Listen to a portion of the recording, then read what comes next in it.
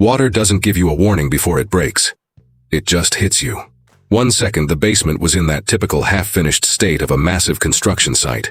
The freshly poured concrete still dark and damp, the heavy smell of curing cement and churned dirt, the muffled rhythmic thud of heavy machinery echoing down through the floors above. And the very next second, there was a completely different sound. It's the kind of sound that any guy who has spent his life working with pipes and water pressure recognizes in his gut before his brain can even process it. A sharp, violent hiss that instantly mutated into a full-blown roar, and that roar exploded into a flash flood, ripping across the concrete floor with the merciless, unstoppable speed of raw hydraulic pressure, finally finding its exit wound.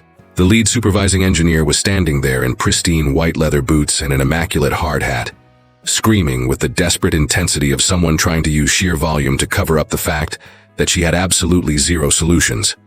Her pointed finger was actually shaking, not out of panic but vibrating with the sheer, toxic physical effort of hurling blame with her entire body. "This is 100% your fault. Banging around down here with those junkyard tools, working like an absolute caveman. I am firing you without a single dime of severance, and I will personally guarantee you never set foot on another job site in this state again." The man standing in front of her, wearing mud-stained Carhartt overalls, was gripping a heavy, scarred crescent wrench. The old-school kind they don't even forge anymore, made of real steel. He just stood dead still, eyes completely closed, absorbing the screaming fit. It wasn't the frozen shock of a guy who got caught, and it wasn't the silence of a guy who didn't have an answer. It was something entirely different. It was the highly disciplined focus of a master operator closing his eyes to filter out the garbage noise so he could actually listen to what the building was trying to tell him. He slowly tilted his head toward a specific section of the foundation wall. It was a pour they had finished less than 2 weeks ago. And somewhere behind that solid concrete, millions of gallons of water were violently tearing through the dark where nobody could see it. When he finally opened his eyes, his voice was dead calm. It was the terrifying, unshakable calm of a man who never has to raise his voice to prove he's the smartest guy in the room. "My tools aren't the problem, ma'am. It's the pitch of your pipe. The primary drainage main is running a 3-degree uphill slope to the east. That's exactly why the backflow is blowing out right here." The engineer let out a sharp, ugly noise that was half laugh, half pure disgust, and immediately dropped her eyes back down to the glowing tablet she was holding above the floodwaters, like it was the Holy Grail. But there was something carved into the older man's face that just hung heavy in the damp air, long after she turned her back. A quiet, absolute, bulletproof certainty. The kind of raw truth that doesn't need a corporate stamp of approval to exist, and doesn't lose a single ounce of power just because some arrogant suit refuses to acknowledge it. But to really wrap your head around how these two people ended up staring each other down in a flooded basement, you have to hit rewind.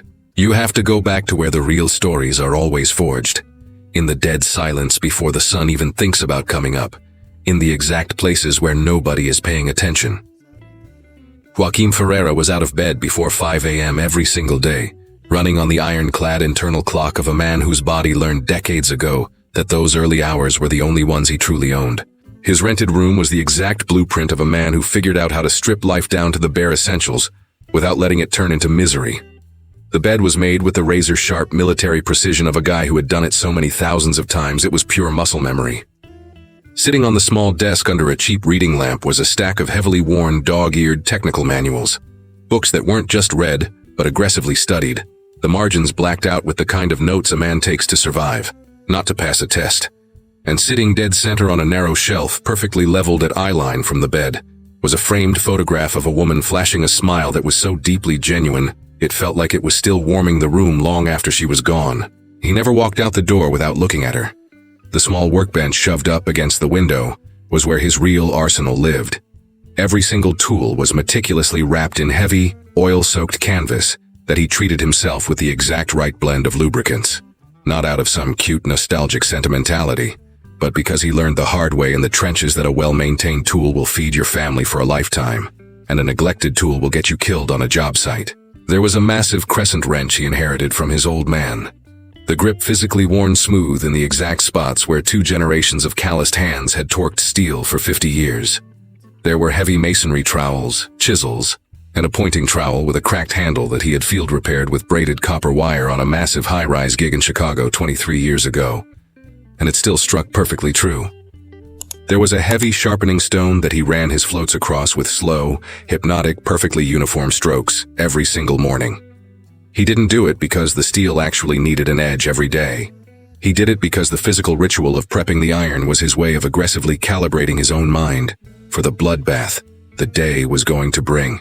Stacked on the shelf right next to the worn paperbacks were heavy-duty hydraulic engineering specs, advanced foundation schematics, and commercial drainage protocols. These weren't the sterile theoretical textbooks they hand out in ivy-covered universities. These were the gritty, field-tested Bibles written for the guys who actually bleed in the mud, men who learned how the world works by breaking their backs first, and then hunted down the theory later, just to put the math to what their bodies already knew. There were spiral-bound workbooks from night classes he had dragged himself through over the decades, some of them 30 years old, the pages yellowed and brittle, but the tiny, hyper-dense handwriting still perfectly legible. The script of a man who crammed as much data onto a page as physically possible, because blank paper was a luxury he couldn't afford to waste. Joaquim Ferreira had built his massive encyclopedic knowledge base the only way guys who drop out at 16 to swing a hammer can. Through ruthless attention to detail, endless grueling repetition, and the brutal willingness to show up 2 hours early, leave 3 hours late, and shut his mouth to listen to the old silverbacks when those guys still existed on job sites. He had 41 years of heavy commercial construction burned into his resume across 3 different states, and every single one of those years had deposited something deep in his bones that a software manual can describe but can never actually teach. The kind of lethal, instinctual mastery that is only forged when you multiply time by absolute, undivided attention. Across town, lead engineer Fernanda Castello rolled onto the job site at 8:30 a.m., sharp in the fully loaded luxury SUV she bought, with the signing bonus from her first major corporate contract. Over the years, she had perfected a highly specific, calculated way of stepping out of the vehicle that instantly established the exact power dynamic she demanded, before she even opened her mouth. Her high-end leather boots were always immaculate, purely because she had developed a radar for identifying the exact logistical paths across the site that kept her completely out of the mud, which in the real world meant she absolutely never set foot in the deepest, most dangerous trenches, which is exactly where the actual life-or-death problems were always hiding. She was 37, armed with a master's degree in civil engineering from a top-tier university that she aggressively name-dropped within 5 minutes of meeting anyone. She had built a genuinely impressive, bulletproof reputation for delivering massive commercial projects on time and under budget, which was real, undeniable merit. But she had also built her entire worldview on the toxic, unshakable delusion that hands-on blue-collar field experience wasn't just obsolete, it was a massive liability. In her mind, human intuition was just a variable that introduced catastrophic error, and her million-dollar software was the infallible god that eliminated it. She didn't develop this superiority complex because she was inherently evil. She developed it because of the specific era she came up in. She hit the industry right when the old-school, analog methods were being violently ripped out and replaced by hyper-advanced digital modeling, and she watched the transition happen so fast that she arrogantly assumed the shift wasn't just irreversible, but absolutely flawless. What she hadn't been in the trenches long enough to learn was that just because a system is the new standard doesn't mean it isn't completely blind to the real world. During the massive all-hands project meeting that week, she had projected the 3D hydraulic schematic for the entire commercial complex with the smug, untouchable confidence of a predator displaying a kill that has 0 weak points. The hyper-detailed 3D model rotated flawlessly on the massive 4K screen, lighting up every single pipe, high-pressure valve, and subterranean drainage node with a color-coded heat map that dictated depth, structural load, and estimated flow rates. She had casually referred to the union crews as the hands, and she didn't even say it with malicious intent. It was just her sterilized corporate vocabulary. It was the absolute, unquestioned dividing line in her head between the elite architects who designed the matrix and the mindless grunts who just sweat to build it. When one of the older foremen had respectfully chimed in, mentioning that the previous site superintendent used to manually double-check the critical pipe pitches using a simple analog water level and a clear hose, she had flashed that tight, patronizing smile you use when explaining basic math to a toddler for the 10th time. She smoothly stated that her proprietary computational model had already locked in every single degree of pitch down to 4 decimal points of accuracy. She arrogantly dismissed the water hose trick as a pathetic, outdated crutch used by guys who couldn't afford military-grade tech, and proudly declared that military-grade tech was exactly what was running this site. The actual collision between the two of them happened sideways, creeping up quietly like a gas leak, which is how all the really catastrophic showdowns start. Joachim was grinding away in the deep subterranean sector, right next to the massive load-bearing column tagged on the blueprints as B7, when his eyes locked onto something that absolutely was not rendered on any 3D model. A dark, creeping bloom of moisture bleeding out from the base of the concrete pillar. It was microscopic, maybe the size of a man's palm, and it had ghosted onto the concrete one morning and was just a fraction of an inch wider the next. It was the exact kind of invisible detail that 99% of the crew would have walked right past, because it was hiding in the dead zone between the heavy halogen work lights, buried in the shadows where the shifts overlap. But Joachim zeroed in on it instantly, because 41 years in the mud had hardwired a terrifying truth into his brain. Water bleeding out of solid concrete where it has no business being is always the first quiet whisper of a massive, violent scream. And the absolute best time to kill the monster is when it's still whispering. He immediately flagged the sector foreman, delivering the intel with military precision. He gave the exact grid coordinates, described the aggressive spread pattern of the moisture bloom, and explicitly warned that the rapid expansion over 48 hours proved it was an active, pressurized breach, not just residual curing sweat. The foreman logged it and kicked it up the chain. By that afternoon, Fernanda marched down into the pit, iPad clutched to her chest, her eyes cutting straight to Joachim's battered tool belt before they even bothered to look at the leak. She stared at his scarred, antique crescent wrench with the hyper-specific, toxic disgust corporate suits reserve for anything that shatters their perfect, sterile illusion of control. She snapped that of course there was moisture pooling there. It's completely inevitable when you have uneducated grunts violently cranking on sensitive high-pressure valves with primitive uncalibrated junk iron. She coldly declared that the only fix required was physically removing the incompetent laborer from the high-security sector, rather than polluting her flawless timeline with paranoid delusions that her algorithm had already calculated and neutralized months ago. She banished Joachim to the East Wing. He packed his gear and walked away without firing a single shot back.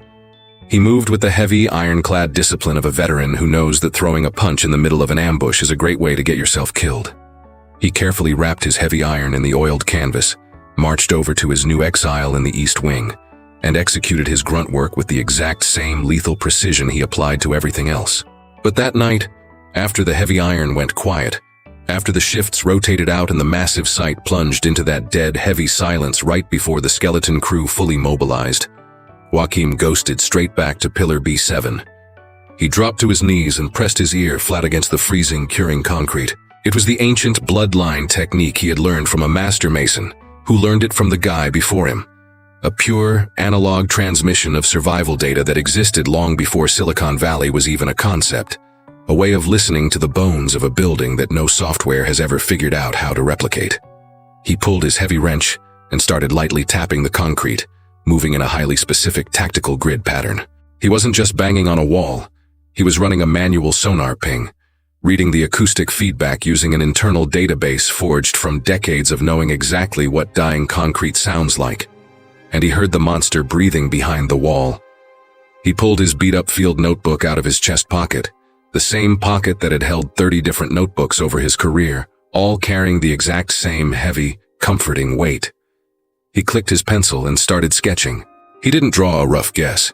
He drafted a razor-sharp, highly technical schematic of the subterranean plumbing grid, exactly as it had to be installed in the real world, reverse engineering the layout based on the hydraulic pressure signature, the acoustic ping, and the brutal reality of the topography he had been walking on for weeks. His hand-drawn schematic matched the $1 million 3D corporate model perfectly, except for one massive, catastrophic detail: the pitch of the primary drainage main. He stared down at his sketch for a long time, in the tight beam of his flashlight. Then he looked up at the moisture bloom on the pillar, which had already aggressively expanded since she yelled at him that afternoon. He snapped the notebook shut and shoved it back into his pocket. He didn't radio the foreman. He didn't say a word to anyone that night. Not because he was doubting his own intel. He knew exactly what he was looking at. He stayed quiet because he knew exactly what happens when a guy covered in mud holding a pencil tries to go to war against a woman holding an iPad and a master's degree in a glass boardroom. There is a time to dig trenches and a time to drop the bomb. And the timer hadn't hit 0 yet. But like he said, water doesn't give you a countdown. The week that dragged on after that night felt like watching a train derailment in slow motion, moving too sluggishly to trigger the alarms, but way too fast to jump off the tracks when the metal finally starts tearing. The dark bloom on Pillar B7 had mutated. It wasn't an explosive rupture. It didn't blow the wall out and force the suits to hit the panic button. But it was creeping with the terrifying, relentless patience of millions of gallons of hydraulic pressure, looking for a throat to choke. The moisture had crawled all the way down to the heavy expansion joint slicing through the concrete slab, and the heavy industrial sealant was starting to sweat something it was absolutely designed to block. On the morning the high-end finishing crew rolled in to drop the luxury ceramic tile over that specific grid, the lead foreman walked into a 10-foot kill zone of totally saturated concrete. The water wasn't dripping from a leaky pipe above. It was bleeding straight up through the floor with the heavy, pressurized consistency of a ruptured artery. A crisis meeting was triggered instantly. This wasn't a quiet, tactical huddle to diagnose the failure before making a move. This was a panicked public execution designed to nail a scapegoat to the wall before the heavy hitters started asking the lethal questions. And the heavy hitters were already on site. 2 apex predator investors in $5,000 suits had flown in for a scheduled milestone walkthrough, still operating under the arrogant delusion that the project was running flawlessly on time, demanding visual proof to justify their massive capital exposure. Fernanda selected the kill zone, and the audience with the ruthless, psychopathic efficiency of a corporate shark who cares infinitely more about controlling the PR narrative than actually stopping the bleeding. She planted herself dead center in the flooded sector, clutching her iPad like a shield, projecting the aggressive, hyper-competent aura of an executive aggressively neutralizing a disaster she didn't cause. She pointed a manicured finger straight at Joaquim's tool roll, which was meticulously strapped to a nearby support column like it was every morning, and she projected her voice. She made damn sure it echoed off the concrete loud enough to hit every single grunt in the sector, specifically targeting the 2 billionaires standing 6 feet behind her. She publicly declared that this catastrophic failure was the exact, inevitable result of allowing primitive, obsolete labor practices to infect a state-of-the-art commercial grid. She called out his name. She dropped the financial body count. $80,000 in ruined luxury materials, blown labor hours, and a severely compromised critical path timeline. She looked the billionaires dead in the eye and stated that this bloodbath was the direct, undeniable consequence of a rogue, negligent laborer who had been explicitly warned, yet stubbornly continued to smash high-tolerance valves with uncalibrated junk iron. The investors absorbed the briefing with the dead, shark-eyed stare of men, rapidly calculating the exact compound interest of a disaster on a spreadsheet that was supposed to be bulletproof. Joaquim absorbed the entire public execution from a few yards away, his calloused hands resting flat on his makeshift plywood workbench. The sheer, violent restraint vibrating through his body was physically visible. His heavy shoulder muscles were locked like coiled springs, and he was pressing his palms into the wood so hard his knuckles were bone white. But he didn't snap. He didn't scream back. He held the line until she completely finished her rant, executing the ironclad discipline of a veteran who knows that interrupting an arrogant officer in the middle of a firing squad only guarantees you get shot twice. When she finally stopped talking, he walked straight up to her. He didn't march over, throwing his chest out. He closed the distance with the terrifying, dead calm momentum of a man holding a live grenade and trusting that pulling the pin is the only way out. He ripped the worn notebook out of his chest pocket and flipped it open to the exact schematic he had drafted that night in the pitch black, right next to the bleeding pillar, translating the acoustic ping into hard, undeniable geometry. He shoved the notebook right into her line of sight. He broke it down in a low, gravelly voice, speaking with the brutal precision of a guy who knows he only has 10 seconds to defuse a bomb. The primary drainage main had been physically laid with a catastrophic 3-degree uphill pitch heading east, instead of the mandatory negative drop. That lethal elevation change was violently reversing the flow under max load, forcing the entire hydraulic system to backflow under massive pressure, blowing out the exact expansion joint they were standing on. This wasn't a busted valve from a heavy wrench. This was a catastrophic foundational engineering failure, where the physical pipe in the dirt totally contradicted the flawless 3D model on her screen. There was a suffocating 3-second window of dead air where she could have, theoretically, just looked down at the math. She snatched the notebook out of his hands, and she ripped the page right out of the binding. It wasn't a frantic, panicked tear. It was a slow, incredibly deliberate, psychotic display of absolute dominance. The sound of the heavy, sweat-stained paper violently tearing away from the spine echoed in the damp basement with sickening clarity. A tiny, violent noise that every single man in that room heard perfectly. She casually dropped the torn schematic into the filthy water pooling at her feet. The graphite lines instantly started bleeding out, dissolving 41 years of unmatched hard-earned mastery and raw survival data into a meaningless gray smear in the mud. "Look at this garbage," she sneered, waving the mutilated notebook at the billionaires with the triumphant disgust of a prosecutor displaying a murder weapon. Literal chicken scratch. My software mapped every single millimeter of this infrastructure. The only catastrophic failure on this site is inside your head. Every single grunt in the blast radius suddenly found something incredibly fascinating to stare at. Their boots, their tool belts, the empty space on the wall. It was the sickening, cowardly silence of 100 men simultaneously deciding that playing dead was significantly safer than stepping into the crossfire. They all knew the immediate brutal cost of defending a dead man walking, while the cost of keeping their mouths shut was a ghost they could deal with later. Fernanda then coldly presented what she called her administrative resolution. She laid out 2 options with the sociopathic, dead-eyed neutrality of a corporate lawyer offering a plea deal. Option 1. He signs a formal HR confession taking full legal and technical responsibility for the 80 grand blowout, allowing her to terminate him instantly, without paying out a single dime of the massive severance package the union contract guaranteed him. Option 2. She instantly triggers a multi-million-dollar corporate litigation strike against him personally for the damages, which she promised, flashing the terrifying smile of someone who knows exactly how badly a billionaire's legal team can crush a guy living paycheck to paycheck, would drag him through court for a decade, and bankrupt his entire bloodline. It was the classic corporate extortion play, a choice engineered so one door looks like a firing squad, and the other looks like a suicide. Joaquim's hands started to shake. It wasn't the terrified trembling of a guy afraid of a lawsuit. It was something infinitely darker and harder to swallow. It was the violent, uncontrollable physical tremor that rips through your nervous system when an injustice is so undeniably pure, so aggressively public, and so completely ignored by every single coward in the room who could stop it, that your brain literally starts rejecting reality. He stared down at the blank corporate confession she was aggressively shoving into his chest. He stared at the dotted line where his signature would permanently execute his own legacy and turn a filthy lie into a legal fact. And he said no. He didn't even use the word. The no was the absolute ironclad refusal to lift his hand to take the paper. He just let his massive arms hang dead at his sides, staring straight through her skull with a look that had completely burned past the tremors, settling into an icy absolute zero. What she did next carried the specific psychotic brutality of a strike designed to inflict maximum psychological torture without throwing a punch. Fernanda marched straight over to his support column. With ruthless, jerky movements, she ripped every single item out of his custom tool roll. The antique wrench that belonged to his father, the heavy trowels, the chisels, the pointing trowel wrapped in copper wire, the heavy sharpening stone. Every single piece of iron he had meticulously oiled and wrapped in canvas that morning before the sun came up. She carried the heavy bundle over to the massive steel dumpster meant for shattered concrete, and she dumped the entire armory into the trash with the dead-eyed indifference of someone throwing out an empty coffee cup.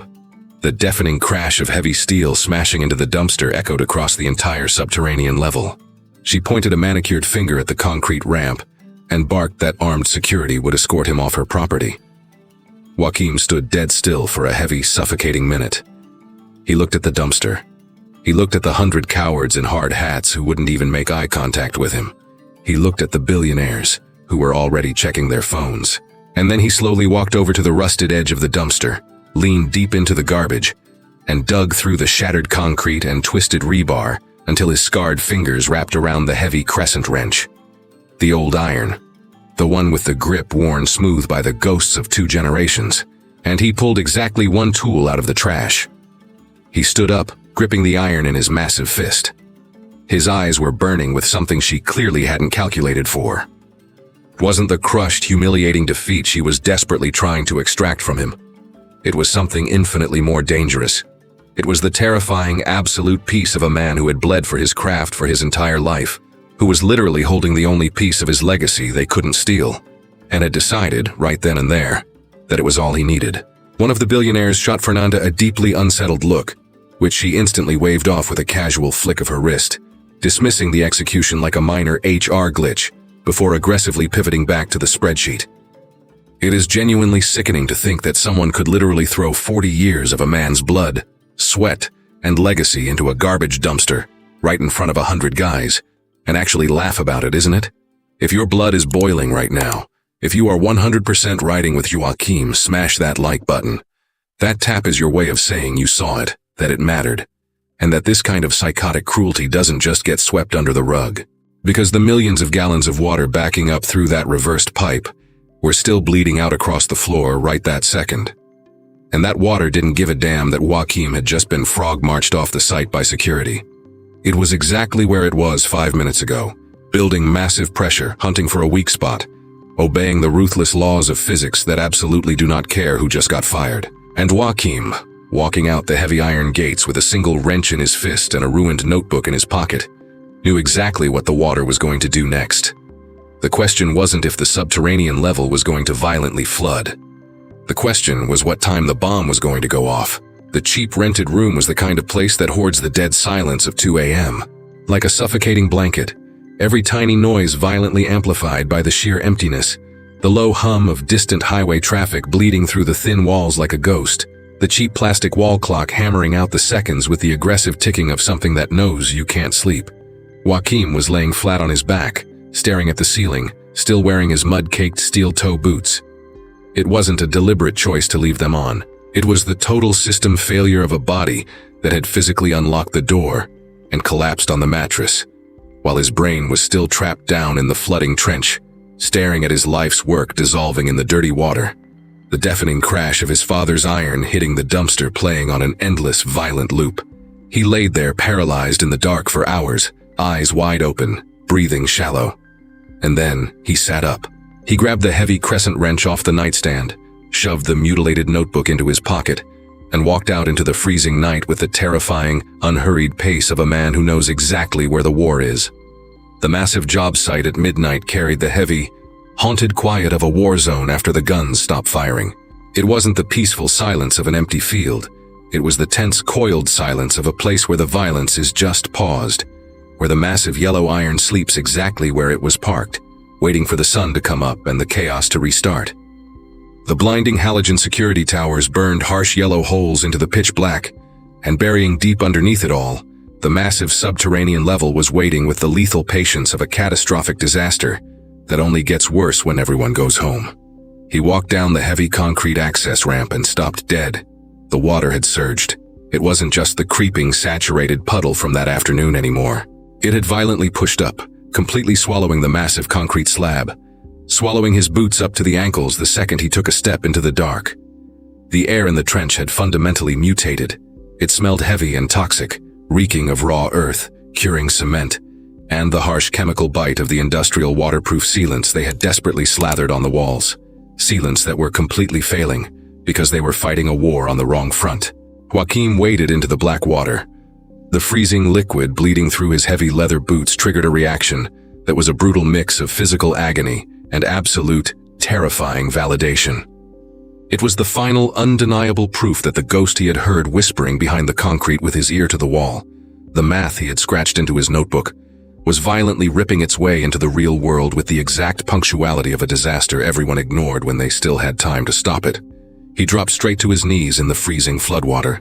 He didn't kneel out of defeat. He dropped because it was a highly specific, tactical maneuver.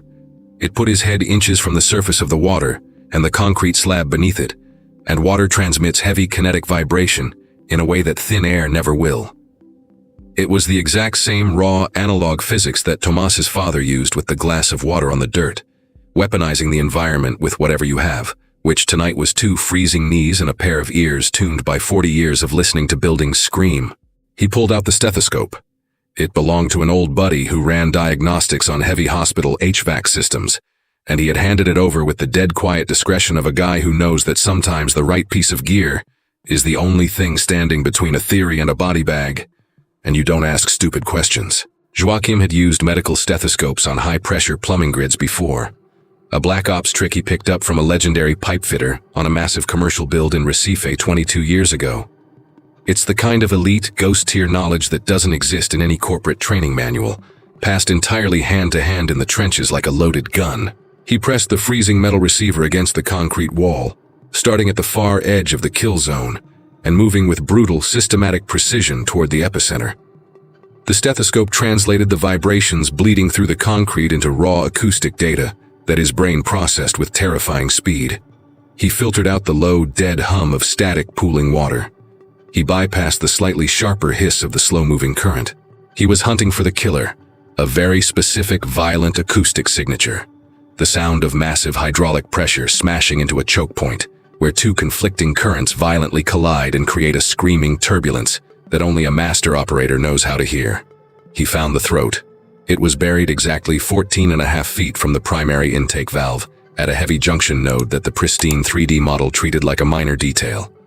But in the real world, it was sitting on a micro-elevation in the bedrock, a natural ridge that lifted the pipe just a fraction of an inch. That tiny bump, combined with the catastrophic reverse pitch of the main line, created a massive, pressurized dam that had been aggressively hoarding millions of gallons of force since the day the water was turned on. He ripped the ruined notebook out of his pocket. The bottom half of the pages were a melted, pulpy mess, the leather cover warped and destroyed, but the top margins were just dry enough to take lead. He clicked his pencil, the backup pencil he always kept in his chest pocket, because guys who survive the trenches know you always carry two. And he started writing. He didn't scribble panicked guesses. He executed a flawless, aggressive mathematical assault, logging the data with the intense precision of a man drafting a legal confession. He knew that messy math gets thrown in the trash, and if you want to execute a corporate suit, the paperwork has to be bulletproof. He knelt in the freezing water until 3 a.m., aggressively crunching the pressure differentials using the raw acoustic data he had just harvested, cross-referencing it against the brutal physics of medium-diameter commercial piping, fighting a reversed flow under max load. Every single equation dead-ended at the exact same set of coordinates. The junction at 14.5 feet, the lethal 3-degree uphill pitch that was supposed to be a downward slope, the massive hydraulic force that had absolutely nowhere to drain, aggressively building pressure until it violently punched through the weakest link in the chain, which happened to be the floor expansion joint that blew out yesterday. When the math was locked, he pulled a thick stick of heavy industrial marking chalk out of his pocket, the kind wrapped in plastic so it survives the flood, and he started drawing on the submerged concrete. He didn't draw a pretty picture. He drafted a massive, hyper-aggressive tactical map. He slashed heavy, glowing lines across the floor, tracking the exact subterranean path of the rogue water vein from the intake straight to the choke point. He hammered down directional arrows and depth markers at every critical node, and dead center over the catastrophic junction, he carved a massive heavy circle with an X through it, the universal, undeniable crosshairs for a kill zone. He worked in absolute, dead silence, the only sound the freezing water sloshing around his knees and the distant hollow hum of the sleeping city above him. There was a terrifying, violent meditation in what he was doing, not the peaceful zen of a monk, but the hyper-focused, lethal flow state of a master operator executing a mission that actually matters, where every single movement is a weapon, and exhaustion doesn't even exist until the target is neutralized. When the sky outside finally started bleeding that icy, dead gray pre-dawn light, he was standing dead center in the flooded basement, completely surrounded by a massive, glowing chalk schematic, clutching the ruined notebook with the final kill math. He had been in the freezing trench all night. His heavy boots were totally saturated. The knees of his overalls were stained black with toxic sludge. His scarred hands were locked in that deep, aching, bone-deep freeze that only happens when you spend hours submerged in icy water.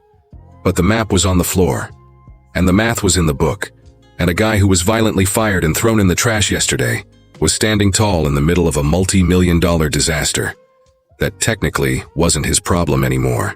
He had chosen to make it his problem, not out of some pathetic need for revenge, not for a fat paycheck, and definitely not to prove a point to an arrogant suit. He did it driven by the pure, unbreakable code of a man who knows exactly what kind of bloodbath is coming if he walks away, and literally cannot let it happen. because he carries the heavy, unshakable belief that doing the job right is a sacred duty that has absolutely nothing to do with who gets their name on the plaque. Fernanda marched down the ramp at 8:15 a.m. She walked into the subterranean level, wearing the exact same arrogant, untouchable smirk she had in the boardroom 15 minutes ago, where she had smoothly assured the VIPs that the minor leak was fully contained. She fully expected to walk into a dry, sanitized basement because a senior executive engineer had declared the problem solved and reality was supposed to obey her. What she walked into was a lake. The water had surged massively since her little speech yesterday. It hadn't just breached the original kill zone. The floodwaters had aggressively expanded during the night, swallowing a massive chunk of the basement floor. And standing dead center in the middle of the wreckage, looking like he owned the building, was Joachim. She screamed his name with the raw, hysterical fury of a cornered animal frantically hunting for a scapegoat before it even understands the trap. She shrieked that this was an act of terrorism, that he had broken back onto the site to sabotage her grid, that he had violently ripped the pipes apart with his bare hands and primitive junk tools just to ruin her. Joachim didn't even flinch. He just let her scream until she ran out of oxygen. Then he slowly pointed the heavy crescent wrench at the water.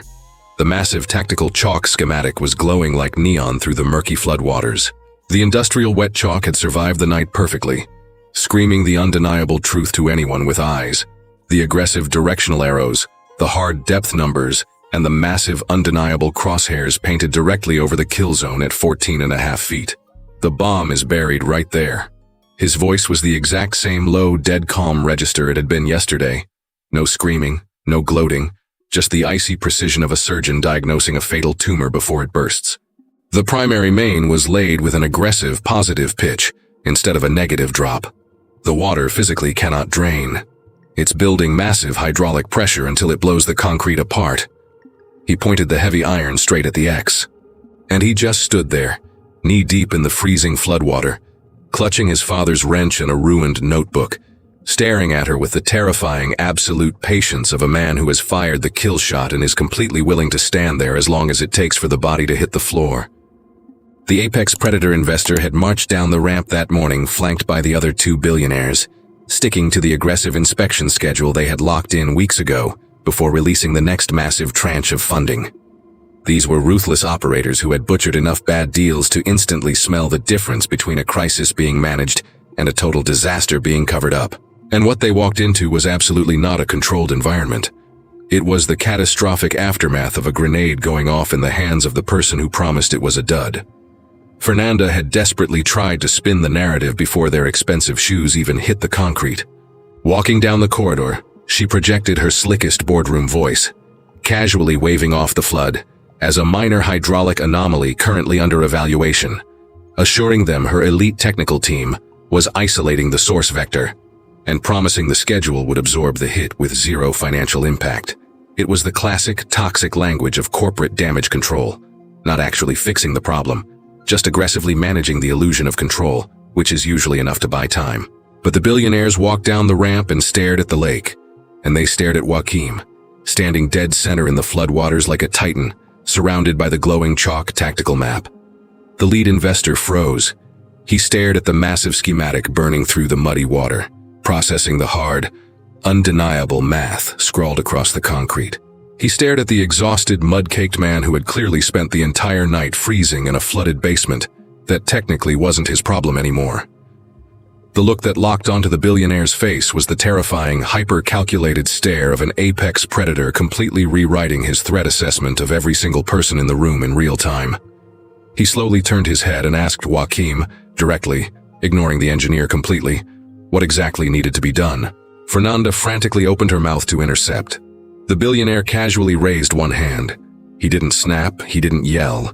It was the terrifying, effortless authority of a man exerting his absolute right to dictate who speaks and who shuts up. He locked eyes with Joachim and repeated the question. Joachim stated flatly that they needed to breach the wall. He needed a surgical cut, 12 by 16 inches dead center on the X, to fully expose the junction and visually confirm the catastrophic failure the stethoscope and the math had already proven. He told them that once the concrete was gone, the disaster wouldn't be a theory or a chalk drawing anymore. It would be an undeniable physical fact. Fernanda let out a sharp, breathless laugh. was the pathetic defensive mutation of her arrogant sneer from yesterday. Shorter, frantic, bleeding with the desperate, hysterical panic of a woman desperately trying to glue her fake confidence back together while the floor was actively collapsing under her feet. The investor stared at her for exactly 1 second. Then he gave Joachim a single, hard nod. Joachim reached into the deep cargo pocket of his overalls and pulled out a heavy, aggressive manual masonry saw. No batteries, no cords, just raw, brutal steel teeth. He had brought it with him at midnight, knowing exactly how this showdown was going to end. He waded over to the crosshairs, locked his stance, and started cutting into the concrete with the slow, devastating, terrifyingly precise strokes of a master who knows that rushing the cut ruins the breach, and the breach has to be flawless. When the massive block of concrete finally cracked, he ripped it out with his bare hands. The second the plug was pulled, a massive, violent jet of highly pressurized water exploded out of the wall. It was a concentrated, lethal stream, packing the terrifying kinetic energy of millions of gallons of water that had been trapped in a choke point for weeks. Joachim didn't flinch. He had already done the math. With a blindingly fast, practiced motion, he slammed a heavy, pre-bent sheet of galvanized steel over the breach, violently deflecting the geyser away from the billionaires and blasting the flow into a dead corner of the basement, where it couldn't cause any more structural damage. And then, as the initial explosive pressure bled off and the water flow stabilized, everyone stared into the black hole in the wall. The massive PVC pipe was right there. Thick, gray, undeniable reality. And it was violently angled upward. This wasn't a debate about abstract computer models or chicken scratch diagrams. This was raw, brutal, physical evidence right in front of their faces. The massive pipe was clearly sloping up from the junction toward the main drain. It was the undeniable, catastrophic geometry of a system installed completely backward. Not by a massive, cartoonish angle that a rookie would have spotted, but by a microscopic, lethal margin. Just enough to fight gravity, just enough to guarantee the water couldn't escape, violently reversing the flow and building massive, silent hydraulic pressure until it blew the building apart from the inside. The three billionaires slowly stepped right up to the breach. The oldest shark actually bent down, ignoring the mud splashing on his suit, staring into the hole. The microscopic nod he gave was the silent, terrifying acknowledgement of a man verifying that the kill shot had been called perfectly, and the target was dead. Fernanda frantically woke up her iPad. Her fingers were flying across the screen, violently swiping through the massive 3D model, desperately hunting for the single line of code that would prove the physical pipe in the wall was lying, hunting for the digital number that would save her life. She found the pitch specification on the blueprint, and she just stood there staring at the glowing screen, with the completely shattered look of a zealot, realizing their god is dead. Joachim dropped to one knee in the freezing water. He pulled the chalk and started hammering math into the concrete. Not the fluid tactical map this time. This was a brutal, aggressive forensic execution. He wrote the projected corporate angles right next to the hard, real-world measurements. He logged the distance markers, highlighting the catastrophic discrepancies at every single node. He calculated the expected flow rate versus the lethal reality, dividing the massive volume of standing water by the exact hours since the system went live. And dead center, he boxed the single terrifying number that explained the entire disaster. 3 inches. The 3D model demanded a mandatory negative drop of 1.5%. He ground the words out without even looking up from the math, his voice carrying the heavy, undeniable weight of a judge reading a guilty verdict. The physical pipe in the wall is running a positive incline of 2.3%. He paused, letting the silence suffocate the room. The cancer started in the foundation pour. The primary laser benchmark was locked in exactly 3 inches off true center. Every single pipe, joint, and weld built off that fake coordinate absorbed the error and violently amplified it. 3 inches, a margin of error so microscopic it was completely invisible to a visual inspection, but massive enough to violently reverse the physics of an entire commercial hydraulic grid, when multiplied by the length of the run and the insane pressure of the system. It was the exact kind of catastrophic nightmare that digital models create when they are fed a single drop of poison data. The software executed the math flawlessly based on the initial coordinate, but the coordinate was a lie from day one, and nobody ever bothered to verify the shiny iPad against the actual dirt, because they arrogantly worshipped the screen and forgot how to look at the world. The billionaires slowly turned in unison to face Fernanda. The look on their faces was absolute sub-zero corporate death. It wasn't hot, screaming rage. It was the terrifying, icy detachment of ruthless men who just realized they had flushed $50 million down the drain because they trusted a sociopath who lied to them. It's a level of cold that is infinitely harder to survive than someone yelling at you because you can't fight ice with fire. Fernanda was the color of wet ash. It wasn't a sudden flinch. It was the slow, agonizing paralysis of a woman watching her entire identity, her career, and her ego violently disintegrate in real time. The iPad was still gripped in her hand, but she wasn't looking at it anymore. She was staring at the muddy floor, at the glowing chalk lines, at the bulletproof forensic math Joaquim had carved into the concrete like a tombstone. Joaquim slowly stood up. He casually wiped the mud off his knees with a quick, practiced slap of his hands, not brushing himself off for the billionaires, but executing the deep, ingrained habit of a craftsman who respects himself enough to stay clean for the next job. He stood there with the exact same ironclad posture he had maintained since the screaming started yesterday. No arrogant smirk, no dramatic victory speech, no flexing. Just the terrifying, immovable presence of a man who is the only real thing in a room full of ghosts. He locked eyes with the apex investor, and he dropped his name. "My name is Joaquim Alves." His voice didn't change a single decibel. It was the exact same grounded, heavy rumble he used every morning, perfectly calibrated to deliver the payload. "I was the lead subterranean systems architect on the São Paulo metro expansion in 1987. The silence that nuked the basement was absolute. I retired my engineering license 20 years ago to become a full-time caregiver for my wife when she got sick." A heavy beat. It was the exact same raw, bleeding hesitation Rosa Alencar had when she mentioned her daughter. The microsecond where a warrior touches a mortal wound and takes a breath before pushing forward. "After I buried her, I came back to the only other thing I ever loved. Building it with my bare hands." He slowly turned his head to look at Fernanda. And he delivered the final kill shot with the exact same dead calm register. No screaming, no gloating, no victory lap. Just the deep, genuine sadness of a master who is disgusted that he had to put down a rabid dog. "I didn't come down here to humiliate you. I just wanted to fix the damn leak." The forensic audit was triggered before the sun even hit noon. This wasn't the polite scheduled "let's review the timeline" corporate meeting. This was a brutal shock and awe invasion by outside auditors, deployed by billionaires who had just stared into a wall and realized their entire investment was built on a foundation of absolute lies. The lead investor had stood in the freezing floodwater, ruining his $3,000 shoes, and delivered the execution order with the terrifying brevity of a man who is done talking. Fernanda's entire multi-million-dollar project was getting ripped apart down to the studs. Every single digital metric was going to be violently stress-tested against the physical reality in the mud.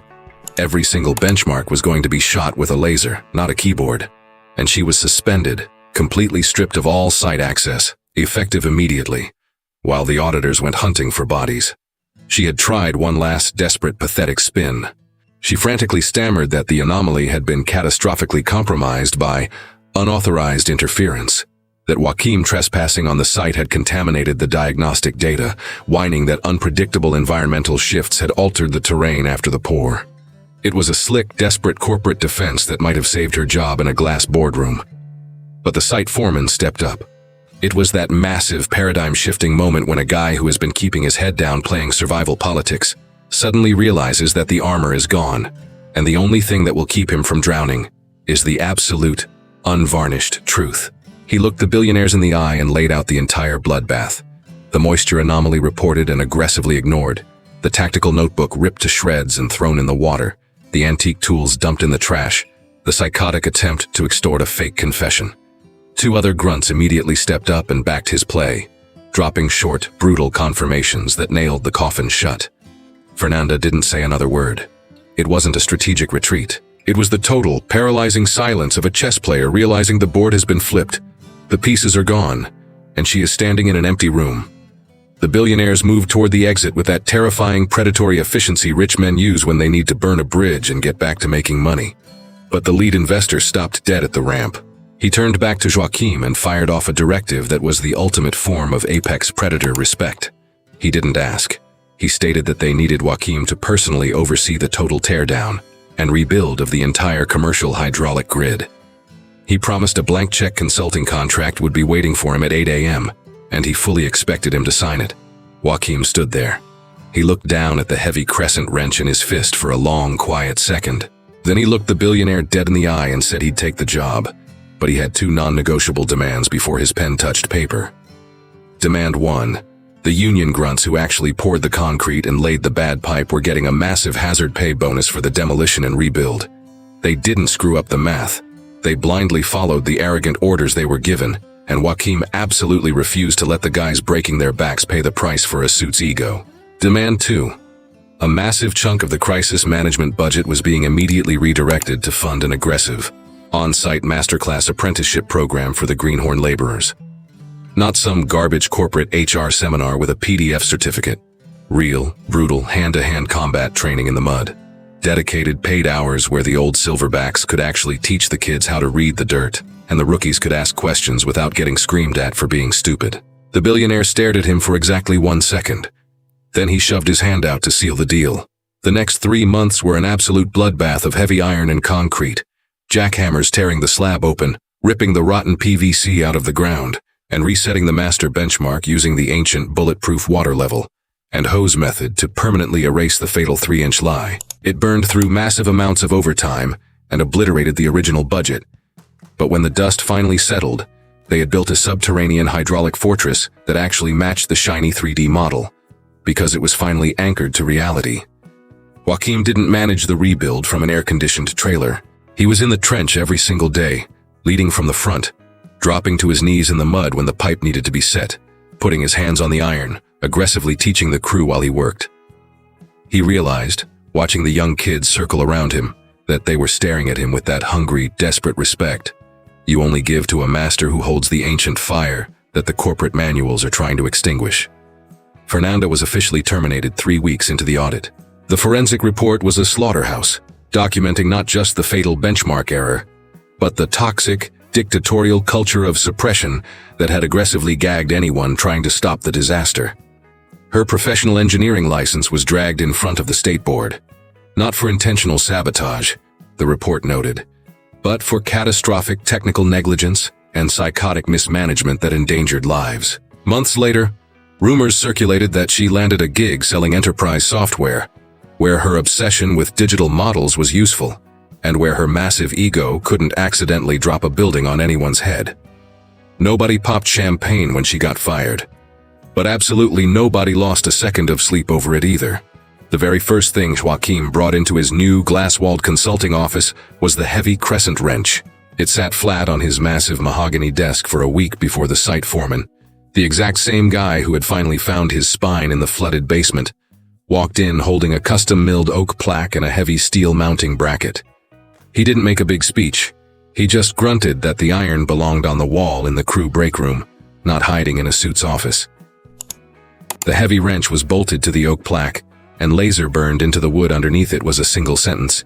It was a quote Joachim had dropped during a brutal shift in the mud, and the crew had decided it needed to be permanently branded into the wall. The deadliest tool on the site is an open ear.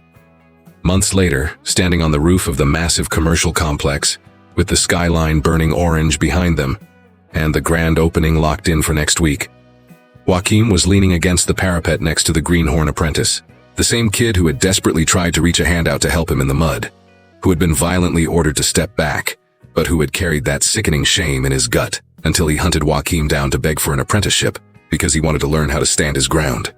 The kid looked at him and asked if he had ever wanted to kill her. Joachim let out a low, rumbling laugh that didn't need a translation. The heavy, undeniable laugh of a man who has forged absolute peace out of pure chaos, brick by bloody brick, the only way real peace is ever built. Rage is just a blown pipe, kid. He stared out over the endless sprawl of cranes and steel skeletons of a city that never stops tearing itself apart to build something new. It only drowns the guy who refuses to fix the leak. He let the wind howl for a heavy minute. Then he turned to the kid, his eyes locking on with the intense, terrifying focus of a master, asking the only question that actually matters. But I'm asking you right now, and I want you to look me in the eye and tell the truth. If you were standing in my boots, would you have signed that fake confession to save your paycheck? Or would you have stood your ground, empty-handed, and told her to go to hell? Drop your answer in the comments. I want to know exactly what kind of iron you're made of. Because this brutal story is the ultimate proof that real power has absolutely nothing to do with the plastic name tag on your chest, and everything to do with the lethal mastery you carry in your bones, and the ironclad humility to use it. That true experience doesn't get obsolete. It just gets more dangerous. And the ancient knowledge forged into the scarred hands of a man who has bled in the dirt for 40 years will always nuke the shiny iPads when reality hits the fan. That the dead silence of a master is infinitely louder than the screaming panic of a fraud, and the only difference between the two is who survives when the water finally breaks the wall. If you believe that respect is earned in blood, not demanded by a degree, and you love stories that hit like a sledgehammer, smash that subscribe button and ring the bell to join the crew. The next story is already locked and loaded.